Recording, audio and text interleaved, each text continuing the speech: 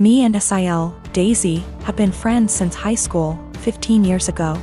I started dating her brother, Dan, when we were all in college.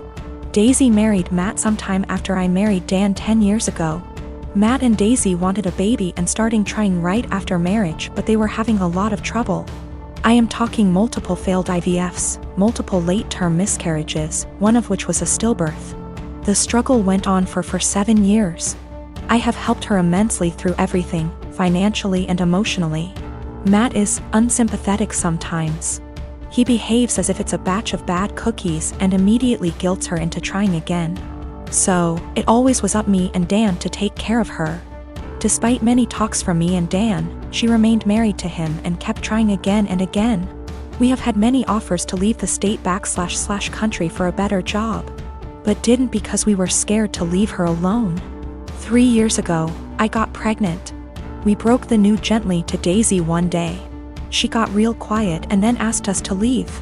Later, she sent me an email saying she doesn't want to see me or Dan anymore and that this is all too much.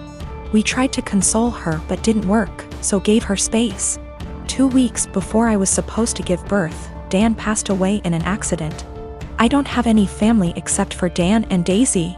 Daisy refused to attend the funeral because she will have to see me the day before the funeral, and I called her and begged her to come. I didn't think that I would be able to go through that without her. She hung up on me and didn't attend the service. Soon after that, I gave birth and I decided to move to another state. I cut off all contact with Daisy and started fresh. Now, me and my daughter are very happy and we are enjoying a comfortable life. She attempted to contact me once I moved away, but I ignored her. 2 weeks ago, she called from an unknown number and said she desperately wanted to talk to me. Turns out she finally got pregnant, had a baby boy who passed away 5 days after being born in NICU. Matt is also leaving her and screwed her over because of the prenup. She is basically broke and homeless days after losing a child. I just said okay. She then asked, "Are you really not going to say anything? You are really not going to help?" I pretty much said, "I don't care about you. I don't care about your life. I don't care about Matt. I don't care that your baby died. Just leave me and my daughter alone." And then hung up. Since then she has been sending me multiple emails and VMs stating how awful I am and how heartless and how much Dan would be disappointed. I continue to just ignore everything. I am not going to have any sympathy or help her in any way. My partner and I want to be married, but we don't care much for the idea of having a wedding. We wanted to elope, but my mom has been telling me since I was 16, and had never even had a boyfriend, that she wanted to see me get married and she would basically never forgive me if I eloped. I do like the idea of my family being there to celebrate with us, but I hate the idea of spending money we don't have on this huge party just so that our relationship can change in nothing but name and legal benefits.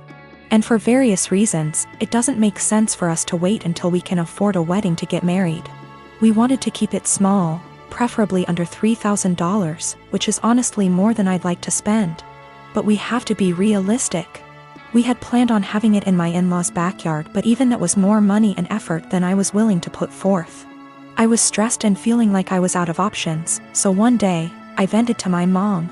She seemed really excited about the idea of helping me plan a wedding. It was kind of a red flag when she said, "My mom didn't help me plan my wedding. Let me live vicariously through you." But still, I agreed. She seemed really excited to help me find a venue. I was not excited, because I have not been excited about one single step in the wedding process and I just want it to be over. About a week later, I found out that this really great park in our city, that my partner loves, does weddings for an extremely small fee.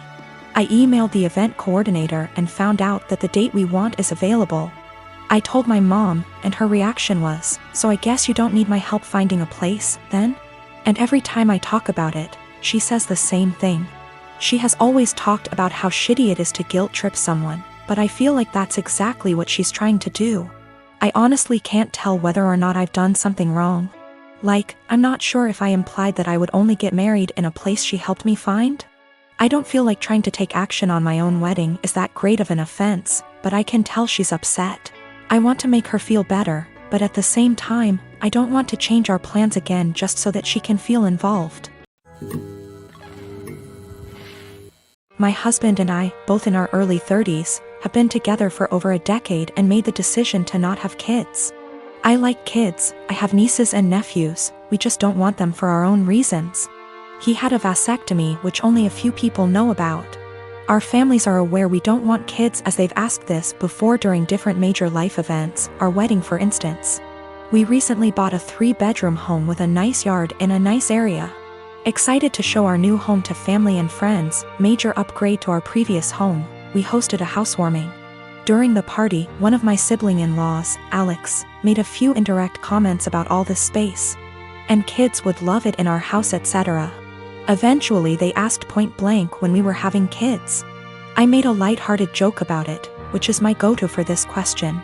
Oh, well, I like sushi too much to have to give it up for a pregnancy. Plus not drinking for pregnancy and breastfeeding? No thanks. I tried to make it very light-hearted and laugh it off. Most people just laughed along. That seemed to anger Alex, and I was told children are a joy, and a good mother puts her kids before everything else. I agreed, children are a joy, I like spending time with the nieces and nephews. And obviously I can't be a good mom if I chose sushi over kids, so I just won't be a mom, paraphrased. Still trying to brush it off in a gentle way because I'm not trying to start a fight by telling them to stop asking in front of everyone, because I know my tone will be seen as rude and abrasive. We move on. But Alex is still annoyed and making little comments in their group about how flippant I am about it and how when it finally happens, then I'll understand. My husband heard this and jokingly said, well, if she gets pregnant, that'll be a problem for the divorce lawyers. That seemed to piss them off more, but they stopped. With holidays coming up, we have not been invited to Alex's usual Halloween bonfire. When husband spoke to his parents, they told him Alex was annoyed we were so careless and callous about our child-free status and to say what we did, and they realized we had taken permanent steps to ensure we never had kids. That we know they had to do if to have kids, etc. And we are AHs to just not care. I feel bad because they did do if and lots of fertility treatments to have their kids. And even then they still had a few miscarriages. I can't imagine wanting kids and struggling to have them and then deal with miscarriages. But at the same time, I'm so tired of justifying living my life how I want. I feel terrible my joke was taken the way it was and that I hurt my IELTS. I truly never meant for that to happen. After the bonfire this weekend, we will be reaching out to have a heart-to-heart, if they'll accept it. Either way, I'll be apologizing for hurting their feelings, let them know I love their kids and them. But I will also be firmly putting down any further attempts to discuss our child-free status, if the conversation is about changing our minds. I have not told them our reasons for being child-free, so I think perhaps if they are willing to listen, I'll explain them and hopefully the conversation can be constructive. I don't have a problem with the idea of parents who stay home with their kids. It's not like that. I get that childcare is expensive, and that oftentimes it just makes sense. What I have a problem with is my teenage daughter literally planning her life to only become a som. As in, no college, no jobs, no certifications, nothing at all to support herself until that time might come. I told her that it doesn't have to be college, that not everyone needs college. But that she needs to do something to start making money to put away so that, if anything goes wrong with her plan, she has a way to support herself and the potential kids. Her feedback was that her backup plan was me and my husband. She would move in with us and go from there. We would help them survive.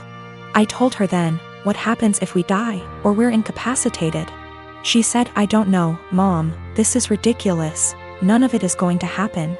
I told her bluntly that I don't want her becoming Nancy Botwin 2.0, that if something happens, she needs to have a backup plan and something behind her other than relying on other people. I emphasize that again, it does not need to be college. She can start working retail to learn customer service skills that she can carry on to doing call center work from home if need be. She can start working as a receptionist somewhere. She can do any number of things. But she says no, she's going to plan to be a som. With that all in mind, I asked her, when she graduates high school, what is she going to do? She said, just try to find a husband. Maybe marry someone in the military. I asked her again, in between that time, How is she going to pay her bills? Her rent? She said she assumed she would be living at home. I told her no, and that she would be moving out. She could live at home if she gets a job or tries to get some kind of community college degree or certification. But that if she insists on being a deadbeat loser and waiting for a man to come and rescue her, she's on her own. This didn't go over well, and I am now being held up as totally unreasonable, mean, etc. I don't think I'm wrong at all. I want to set her up for a lifetime of success and happiness. If this wonderful man who comes and whisks her away, knocks her up, etc., gets injured or dies, I don't want to have her come knocking at our door because she can't afford to take care of herself.